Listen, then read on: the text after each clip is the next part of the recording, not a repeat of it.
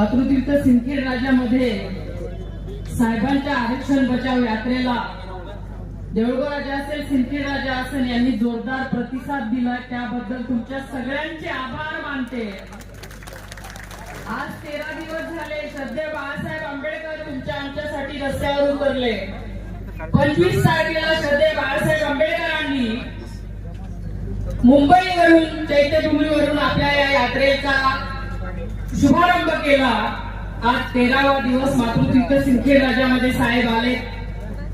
साहेब, तुम्ही ओबीसी साठी बाहेर पडलात, आम्हालाच कळत नाही तुमचे उपकार कसे मानावेत, कारण आतापर्यंत आम्हाला शिव्या शाप घाणेरड्या भाषेत बोलणं आमचा ओबीसी इतका दबलाय की त्याला बाहेर यावं घरात जावं ते समजेना झालंय।